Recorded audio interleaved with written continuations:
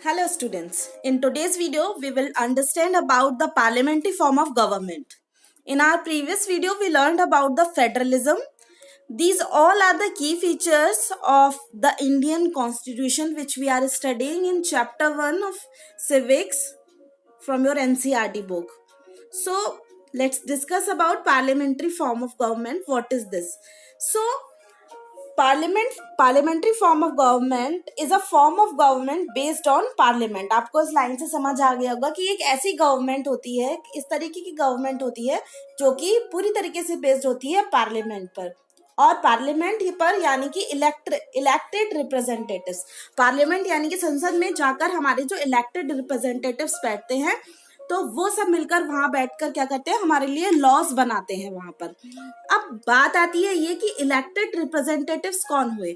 सो हमें पता है कि हमारी कंट्री में क्या है, यूनिवर्सल एडल्ट सफरेज है, यानी कि हर 18 साल से ज्यादा के व्यक्ति को वोट करने का अधिकार है, irrespective of if they are qualified for it or not, if they are educated or completely illiterate, चाहे वो किसी भी सोशल बैकग्राउंड को, रिलीजनल बैकग्राउंड को, कल्चरल बैकग्राउंड को बिलोंग करते हैं। इससे irrespective of all this, if they are 18 above, they will be having the right to vote and choose, and they will be having the right to choose and elect their representative. So this is parliamentary form of government, is a form of government which is completely based on parliament. That means in the parliament the elected representative will go there in the parliament and they will make laws to run the country.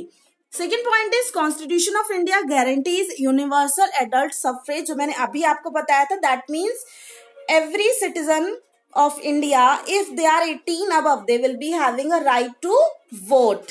अपना representative elect करना, choose करने का उनका एक अधिकार है। ये हमारे कॉन्स्टिट्यूशन में एक रूल दिया हुआ है, यूनिवर्सल एडल्ट सफरेज जिसको नाम दिया गया है। Whereby people of India directly elected their representative. हम लोग क्या करते हैं, हम डायरेक्टली अपना रिप्रेजेंटेटिव जो है वो इलेक्ट करते हैं। मान लीजिए कि चुनाव होते हैं, इलेक्शंस होते हैं, वहां पर हम वोट करते हैं, हम अपने रिप्रेजेंटेटिव को खुद ही वोट देकर चूज करते हैं। Eight the same time they can contest in election also. अब होता क्या है, मान लीजिए कि कोई ऐसा है जो लीडर बनने के लिए, पार्लियामेंट तक पहुंचने के लिए इलेक्शन में भी खड़ा हो रहा है और उसको लोग वोट भी दे रहे हैं, इलेक्शन में खड़ा हो रहा है, वो जीत भी गया और पार्लियामेंट तक पहुंच भी गया। Still at the same time they can contest in election also. यानी है क्या कि कोई ऐसा है जो इलेक्शन में भी कंटेस्ट कर रहा है और इसके साथ साथ उसके पास क्या है, यूनिवर्सल एडल्ट सफरेज भी है। यानी कि जो इलेक्शन में खड़ा है और जीत भी रहा है इलेक्शन में, तो वो इलेक्शन भी लड़ सकता है और इसके साथ ही साथ उसके पास वोट करने का भी अधिकार है। तो ये एक हमारे कॉन्स्टिट्यूशन की बहुत अच्छाई है कि क्योंकि every person is having a right to vote. अब देखिए, सोचिए कि अगर डेमोक्रेसी ना होकर के मोनार्की होती तो क्या होता, क्या आपके पास में ये राइट होता कि आप इलेक्शन में खड़े हो पाए? बिल्कुल नहीं होता, क्योंकि मोनार्की में तो जो राजा होता है उसी का बेटा राजा बनेगा, चाहे वो योग्य हो भी या ना हो, एबिलिटी उसके अंदर हो या ना हो। लेकिन डेमोक्रेसी की अगर बात करें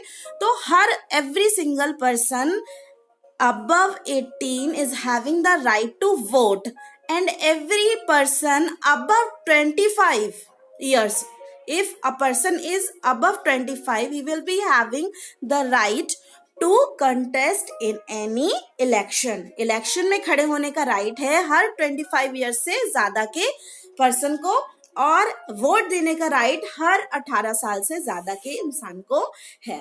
तो है क्या, at the same time they can contest in election also and they can directly elect their representative also. They की अगर बात करो, दे कौन, मतलब the people of India. So under parliamentary form of government people elect their representative. ये तो हमने समझ लिया इन सारे पॉइंट से कि पार्लियामेंट्री फॉर्म ऑफ गवर्नमेंट में पीपल यानी कि जनता जो है वो अपने रिप्रेजेंटेटिव को इलेक्ट करती है, यानी कि चूज करती है।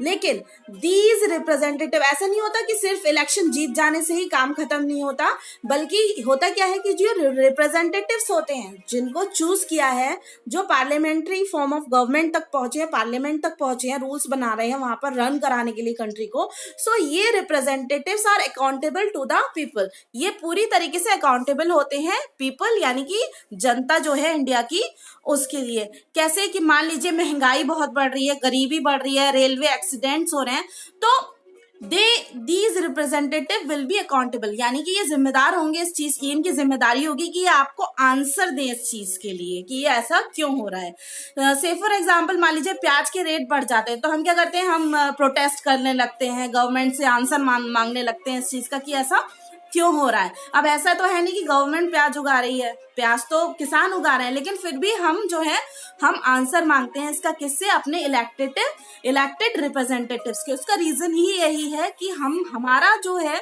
हमने इनको अपना लीडर बनाकर इसीलिए चूज किया है because they are accountable to the people, क्योंकि हमने पीपल्स गवर्नमेंट होती है डेमोक्रेसी, तो ये रिप्रेजेंटेटिव जो है अकाउंटेबल, यानी कि पूरी तरीके से इनकी एक जिम्मेदारी होती है, इनको हमें हर चीज का आंसर देना पड़ता है, आंसरेबल होते हैं to the people of India.